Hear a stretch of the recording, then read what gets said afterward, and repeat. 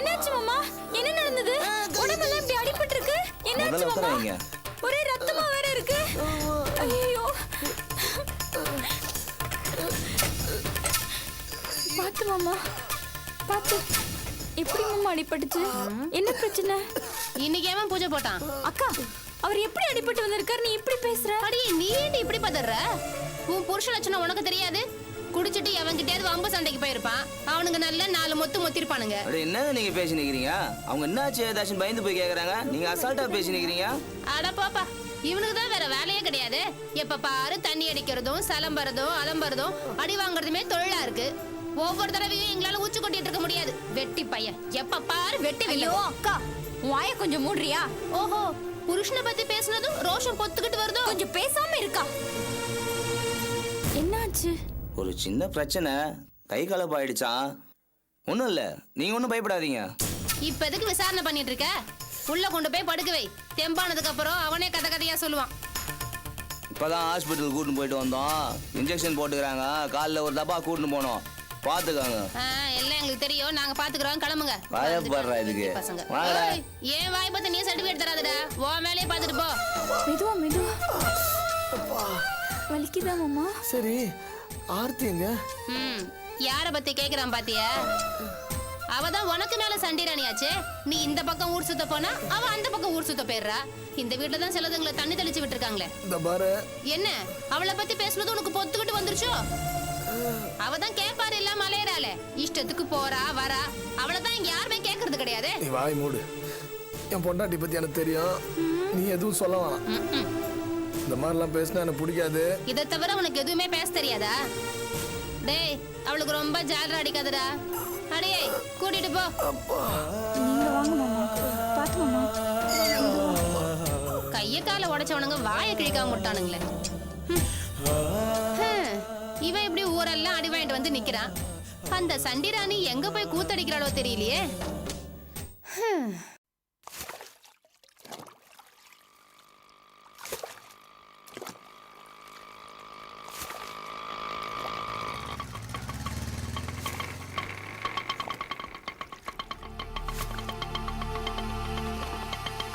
இந்தாங்க.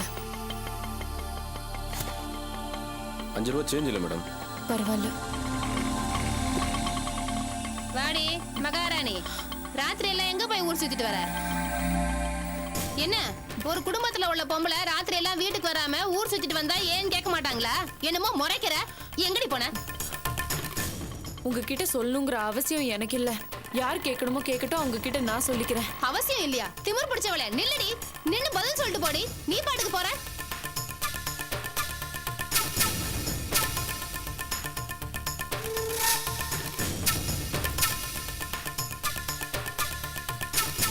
உலகத்துல வேற எங்கேயும் இந்த மாதிரி நடக்காதுமா. வேலைக்கு போற பொம்பளைங்க சாயந்தரம் திரும்பி வருவாங்க. நிறைய வேலை இருந்தா ராத்திரி லேட்டா வருவாங்க. இப்படி ராத்திரி தங்கிட்டு வர்ற வேலை என்ன வேலையோ அப்படி தங்கிட்டு வர்ற பொம்பளை தான் என்ன பொம்பளையோ எனக்கு தெரியல. என்னத்த சொல்றது? நாம சிலது எதிர்பார்க்கிறோம். அந்த குடும்ப பொம்பளைங்கிட்ட எதிர்பார்க்கலாம். உங்ககிட்ட எதிர்பார்க்கறது தப்புதான். வாயை மூடுங்க. அளவுக்கு மீறி பேசாதீங்க. எல்லாத்துக்கும் ஒரு லிமிட் இருக்கு. கோவப்பட்டா நீ யோகி மாணவன் ஆயிடுமா? உன் லட்சணம் தான் கண்ணுக்கு நேரா தெரியுதேடி. இத்தனை நாள் அவன் உன் வீட்டுக்கு வந்துட்டு இருந்தான். இப்போ நீ அவன் வீட்டுக்கு போய் தங்கிட்டு வர. ஏய், இன்னொரு வார்த்தை தான் பேசின அப்புறம் உன்னை உண்டியில நான் ஆகிடுவேன். என் பொண்டாட்டி பத்தி எனக்கு தெரியும். அவளை பத்தி பேசுறதுக்கு உனக்கு கொஞ்சம் கூட தகுதி கிடையாது. வேலை பார்த்துட்டு போ. போடா, மூஞ்சி பாரு பிஞ்சு போன டியூபுக்கு. ஐயோ அழகு, இந்த அம்மா அழகு அப்படியே. ஆர்த்தி, ஐயோ என்னாச்சு? என்ன காயம்லாம்? அது ஒன்னில ஒரு சின்ன என்ன ப்ராப்ளம். ஆச்சு? நான் அப்புறம் சொல்றேன். ஆர்த்தி, நீ ஏன் ராத்திரி வரல? ஏதாவது பிரச்சனையா? அதெல்லாம் இல்ல. ஆபீஸ்ல நேத்தி நிறைய வேலை, கண்டிப்பா முடிச்சு கொடுத்துட்டு போகணும்னு அரவிந்த் சார் சொல்லிட்டாரு. அசதியில தூங்கிட்டேன். விடிஞ்சு பார்த்தா அரவிந்த் சாருக்கு ஆக்சிடென்ட் ஆயிடுச்சுன்னு தகவல் வந்தது. அதான் ஹாஸ்பிட்டல் போய் அவரை பார்த்துட்டு வரேன். அதெல்லாம் இருக்கட்டும், உங்களுக்கு என்னாச்சுன்னு சொல்லுங்க. ஒன்னும் இல்ல. என்ன? இந்த பாலை குடிங்க மாமா. பேசுப்பா. பா.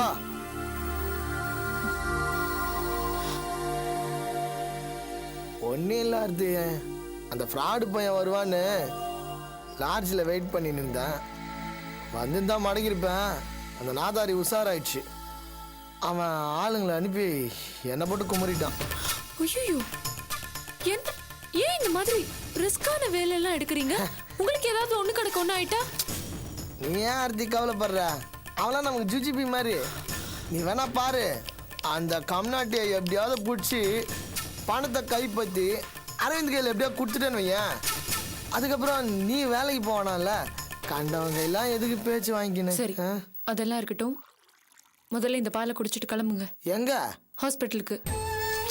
ஹாஸ்பிட்டல்லாம் எதுக்கு? கிளம்புங்க, நீங்க குடிச்சிட்டு வாங்க.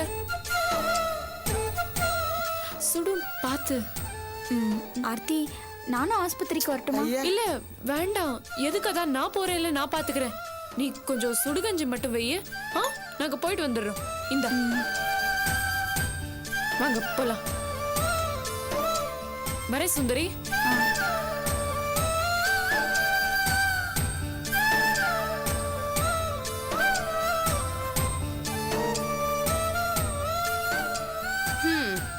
சிலதுங்களுக்கு பட்டாதான் புத்தி வரும். என்ன பாக்குற? ஓ இடம் இதுதான்னு அவ செருப்பால் அடிச்ச மாதிரி திரும்ப திரும்ப சொல்லிட்டு போறா. சுடுகஞ்சி வச்சு கொடுக்கறதுக்கு நீ, வெளியே ஸ்டைல் பண்ணிட்டு பொண்டாட்டின்னு போறதுக்கு அவ. நீ அடுப்புக்குன்னு கட்டி வச்சவ. நீ இந்த மாதிரியே காலம் பூரா அவங்களுக்கு வடிச்சு கொட்டிக்கிட்டு வாசல் தெளிச்சு கோலம் போட்டுக்கிட்டு அவங்க அவுத்து போடுற துணியை துவைச்சு போட்டுக்கிட்டே இரு. எனக்கு இப்படி ஒரு இழிச்ச வாய்சரிக்கு தங்கச்சியா பிறந்திருக்காளேன்னு வயிற்றுல புலம்பிக்கிட்டு நானும் கிடக்குறேன். என்ன பண்றது? காலம் பூரா இதுதான் நடக்க போகுது. பொடி.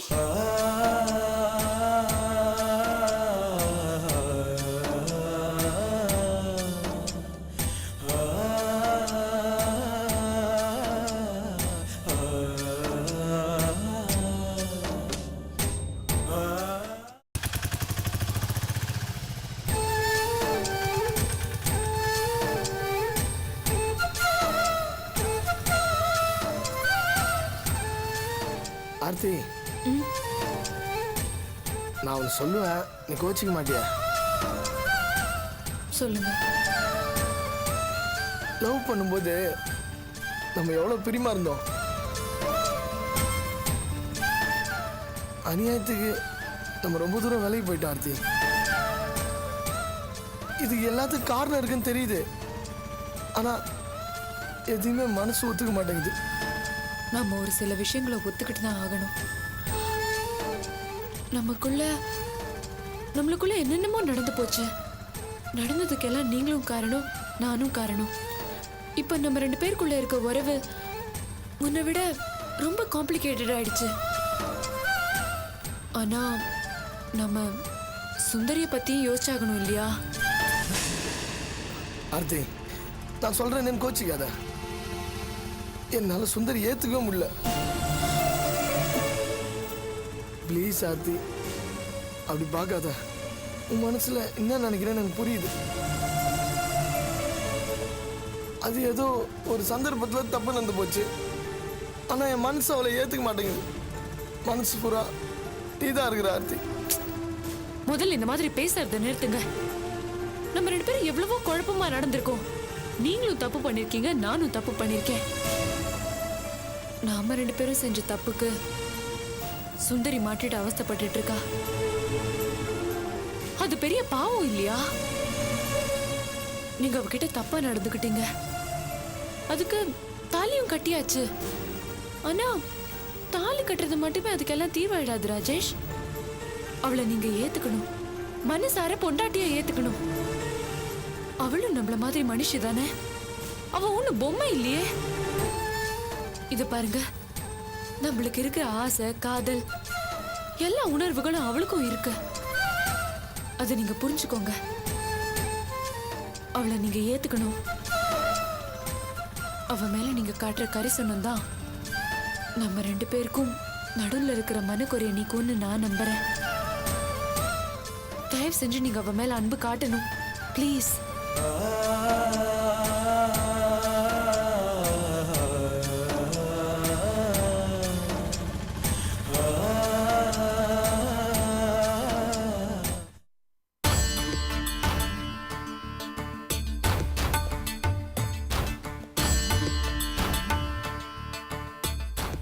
என்ன அபி, பேசணும்னு வர சொன்னீங்க, ஆனா மௌனமா இருக்கீங்க. சிந்தனையா இல்ல மௌனம் வருதுமா? போச்சுடா, முறைக்க ஆரம்பிச்சிட்டீங்களா? முறைக்கல. நான் நினைக்கிறத உங்ககிட்ட சொல்ல விரும்புறத எப்படி சொல்லி புரிய வைக்கிறதுன்னு யோசிச்சுட்டு இருக்கேன். மை குட்னஸ் அபி, நான் ஒரு சைக்காலஜிஸ்ட், மறந்துட்டீங்களா? நான் மனசை படிக்கிறவன். நீங்க டீட்டெயில்டா என்கிட்ட சொல்லணுங்கிற அவசியம் இல்லை. ஒரு கோடு காட்டினாலே போதும், நீங்க சொல்ல வரத முழுசா என்னால புரிஞ்சுக்க முடியும். That's doctor Mahesh. ஆமா, கிழிச்சிங்க. பேரு தான் பெரிய சைக்காலஜிஸ்ட். ஆனா படிச்சு படிச்சு சொன்னாலும் ஒரு சின்ன விஷயத்த கூட உங்களால புரிஞ்சுக்க முடியல. My god, it's a great insult for me. நான் என்ன புரிஞ்சுக்கல? எதையுமே நீங்க புரிஞ்சுக்கல. என்ன மறந்துட்டு உங்க வழியில போங்கன்னு நான் பல முறை சொல்லியாச்சு. இந்த சிம்பிள் மேட்டர் உங்களுக்கு புரியல. நீங்க என்னத்த சைக்காலஜி படிச்சீங்க? ஒருவேளை நீங்க படிச்ச சைக்காலஜி அடுத்தவங்களோட விஷயத்துல தான் ஒர்க் அவுட் ஆகும் போல. ஆனா உங்க மேட்டர் வரும்போது மறந்துடுமா என்ன? குட், என்னையே மடக்குறீங்க. I know you are brilliant, பிசினஸ்ல கூட இருக்கீங்க. But the point is Abhi, நீங்க சொல்ல வர விஷயம் என்னன்னு எனக்கு புரியுது, ஆனா அதுக்கான காரணம் புரியல. அரைகுறையா புரிஞ்சுக்கிட்டாலும் அது என்னால ஏத்துக்க முடியல. இந்த ஆர்குமெண்ட் தப்பு மிஸ்டர் மகேஷ். ஒரு விஷயத்துல எனக்கு விருப்பம் இருக்கலாம், இல்லாமலும் போலாம். உங்களை எதுக்காக நான் வேண்டான்னு சொல்றேங்கிறது முழுக்க முழுக்க ஏன் சம்பந்தப்பட்ட ஒரு விஷயம். என்னோட மனசுல இருக்கிற காரணங்களை நான் உங்ககிட்ட விளக்கணுங்கிறதோ இல்ல அந்த விளக்கம் உங்களுக்கு கன்வின்சிங்கா இருக்கணுங்கிறதோ அவசியம் இல்ல. நீங்க ஃபர்ஸ்ட் அதை புரிஞ்சுக்கணும். நீங்க சொல்றதை நான் ஏத்துக்கிறேன் அபி, பட் எனக்கு வருத்தமா இருக்கு. உங்களை விரும்புறதுக்கோ கல்யாணம் பண்ணிக்கிறதுக்கோ எனக்கு தகுதி இல்லையா? ப்ளீஸ் மகேஷ், நீங்க ரொம்ப தகுதியான ஆளு, ரொம்ப நல்லவரு. எனக்கு நிறைய உதவியெல்லாம் பண்ணிருக்கீங்க, ஓகே. ஆனா எல்லா நல்லவங்களையும் என்னால கல்யாணம் பண்ணிக்க முடியாது மகேஷ். அது என்னோட சூழ்நிலை, என்னோட மனசு சம்பந்தப்பட்ட ஒரு விஷயமே தவிர உங்களோட தகுதி சம்பந்தப்பட்ட விஷயமே கிடையாது. அதை புரிஞ்சுக்குங்க. நீங்க ரொம்ப நேர்மையா என்கிட்ட பழகுறீங்க மகேஷ். சில சமயத்துல எரிச்சல் முட்டினாலும் நீங்க ஒரு ஜென்டில்மேன், ரொம்ப தகுதியான ஒரு பேச்சுலர். பட் நான் வேற மாதிரி மகேஷ். எனக்கு கல்யாண வாழ்க்கையிலே இப்ப இன்ட்ரெஸ்ட் கிடையாது. என்னோட லட்சியம், ஈடுபாடு எல்லாம் வேற விஷயத்துல இருக்கு. அபி, இது பாருங்க, நீங்க என்ன அப்ரோச் பண்ண ஆரம்பிச்சதுல இருந்து எனக்கு மன கஷ்டம், டென்ஷன் தான் அதிகமாயிருக்கு. எனக்கும் ஆனந்திக்கும் நடுவுல தேவையில்லாத பிரச்சனை. உங்களால எனக்கு எவ்வளவு மென்டல் டார்ச்சர் தெரியுமா? I am sorry to say this. No Abhi, நீங்க உண்மையை புரிஞ்சுக்காம பேசுறீங்க. உங்களுக்கு எது நன்மைன்னு தெரிஞ்சுதான் நான் மூவ் பண்றேன். என்னால உங்களுக்கு நல்லதுதான் நடக்கும். To hell with you.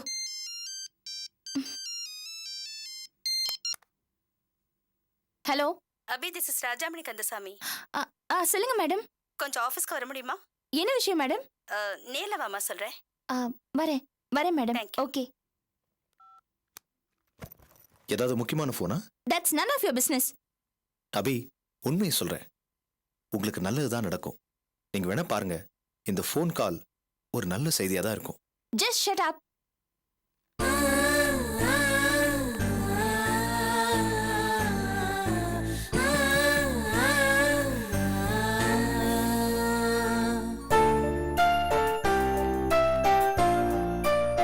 Sir, வா அபி. என்ன சார் விஷயம்? என்னையும் ஃபோன் பண்ணி வர சொன்னாங்க. என்ன விஷயம் தெரியல. என்னவா இருக்கும்? தெரியலையேம்மா. சார், அபி மேடம். இவங்க தான் அபி. ஓ, மேடம் உங்களை வர சொன்னாங்க. வாங்க மேடம். வாமா.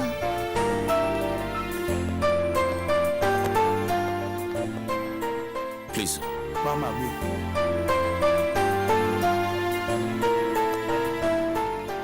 Good morning.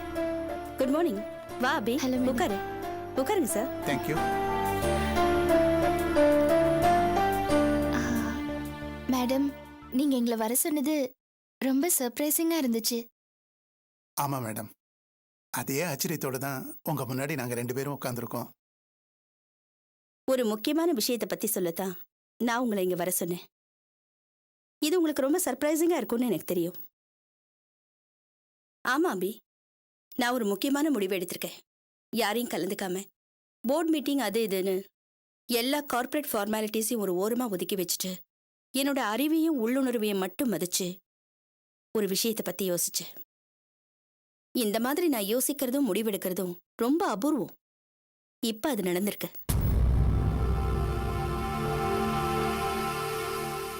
மேடம் நீங்க என்ன சொல்ல வரீங்கன்னு எனக்கு புரியல. சொல்றேன் அபி. என்னோட பார்ட்னர்ஸ் எல்லாம் சேர்ந்து என்ன கால வாரிட்டாங்க, பிரச்சனை பண்ணிட்டாங்க. அதையெல்லாம் பொருட்படுத்த வேணான்னு ஒரு முடிவு பண்ணிட்டேன். பிசினஸையும் ப்ராஜெக்டையும் நானே ஆரம்பிக்கலான்னு இருக்கேன். ஆமா அபி, இதை விட ஒரு பெரிய ஆச்சரியம் உனக்கு காத்துக்கிட்டு இருக்கு. அது என்ன தெரியுமா? அது சம்பந்தமான எல்லா பொறுப்பையும் உன்கிட்ட தான் ஒப்படைக்க போறேன்.